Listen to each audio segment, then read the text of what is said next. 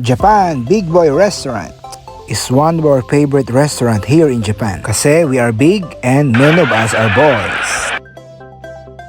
If you will visit Japan, don't forget restaurant because this is famous. Sometimes ito po ay punuan. But you can have your reservations through phone call or pwede naman maglista at maghintay sa mga matatapos na customers. They are serving different steaks and hamburgers. Isa sa mga binabalikan namin dito ay ang drink bar. Just add 500 yen ay magsasawa ka na sa iba't ibang mga drinks. Kasama na din dyan ang unlimited salad at mayroon pa mga sweets. Yung kasing sweet ko, di ba? Ayos, kain na.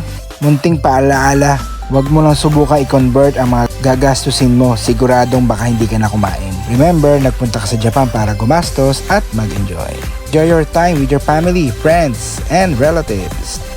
Happy Mother's Day! O hanggang dito na lang. God bless you and follow us.